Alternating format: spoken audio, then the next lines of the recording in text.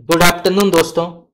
आज अज्ञे जी के द्वारा लिखा गया एक अत्यंत ही प्रसिद्ध रचना शेखर एक जीवनी के समीक्षा की चर्चा करेंगे। यह अत्यंत ही महत्वपूर्ण रचना है। यहाँ से कई प्रकार के प्रश्न प्रत्येक परीक्षाओं में कई बार आते हैं। जैसे इसके पात्रों के बारे में प्रश्न आता है, ये किस विधा के अंतर्गत आती है, ये प्रश्न आता है, तो इसके बारे में जानना अत्यंत ही आवश्यक है। तो चलिए शुरू करते हैं। शेखर एक जीवनी, जिसके लेखक हैं सच्चिदानंद हीरानंद वासनायन अज्ञ। कथानायक शेखर की जीवनी का लेखा जोखा वरन स्नेह और वेदना का जीवन दर्शन भी है, जिसे लेखक ने अपने जीवन अनुभवों के विस्तृत दायरे के सूत्र में पिरोया है। सच्चिदानंद हीरानंद वासनायन अज्ञ की यह अमर कृति हिंदी साहित्य में मील का पत्थर है। प्रमुख चरित्र शेखर एक आदर्शवादी सिद्धांत प्रिय युवक है, जिसे पराधीनता स्वीकार नहीं, जो अपने तर्क से समाज को बदलना चाहता है, जो बहस की हद तक तर्क करता है, जेल में अपने मन को खूब खंगालता है, शारदा के प्रति आकर्षण और शशि के प्रति अगाध स्नेह को जीवन का अर्थ और उद्देश्य समझता है। कहीं वह पलायनवादी हो जाता है तो कहीं यथार्थवादी के रूप में नियति को चुपचाप स्वीकार कर लेता है। इस उपन्यास में शेखर के माध्यम से व्यक्तिगत प्रेम भावनाओं के संवेदनात्मक और व्यापक चित्रण के साथ पृष्ठभूमि में विद्रोही मानव मन और समाज के बीच विरोध की गाथा भी उसी अंदाज और रफ्तार से चलती रहती है।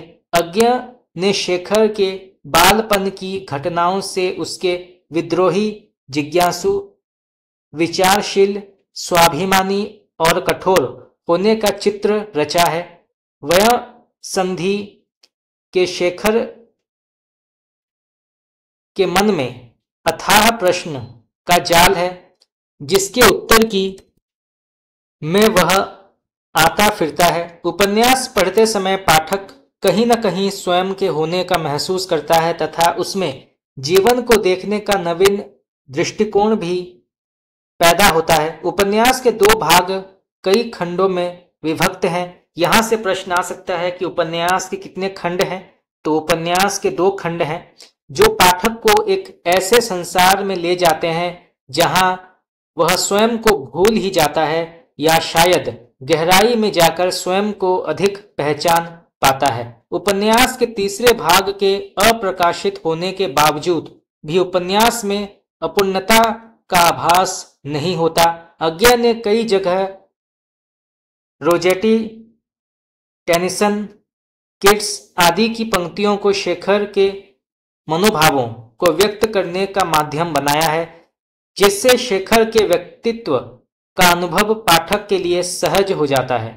शशि शेखर के लिए सप्तपर्ण के तरुण गाछ की छां है।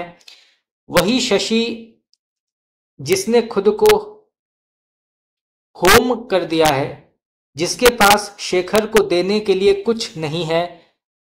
पति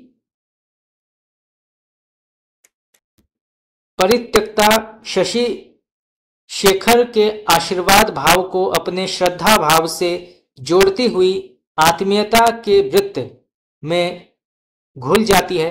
स्नेह की अविरल धारा से जुड़े दो मन जो असंभव से जीवन में एक दूसरे को संभालने हुए हों, नहीं हारने देना चाहते एक दूसरे को।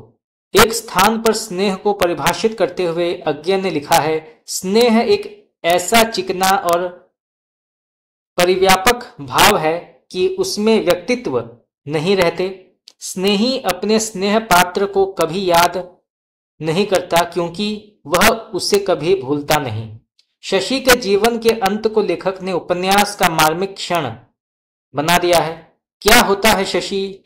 सुख, शेखर सुख। शशि चली जाती है, पर शेखर के जीवन में निरंतर प्रेरणा बनकर एक छाया की तरह शशि सदैव उसके साथ। शशि वस्तुतः शेखर एक जीवनी, विचारणीय दर्शन और मार्मिक स्नेह का रोचक मिश्रण है। यह कथा सिद्धांत प्रिय नवयुवक के स्नेह और आदर्श का विशिष्ट रूप प्रस्तुत करती है, जिसमें बचपन के कवि हृदय विद्रोही शेखर से लेकर सामाजिक बदलाव के लिए प्रयासरत और शशि से स्नेह की आप्लावनकारी धारा से जुड़े युवा शेखर तक की महायात्रा है। वेदना और स्नेह जैसे मानवीय भावनाओं का कुछ सरल और कुछ दार्शनिक निरूपण ही इस साहित्य की विशेषता है। अज्ञा ने स्नेह की अनुभूति को अत्यंत सूक्ष्म रूप से शेखर एक जीवनी के माध्यम से लोगों तक पहुंचाया है, जिसमें पाठक बार बार गोते लगाना चाहेगा और हर बार उसे कुछ नया मिलेगा।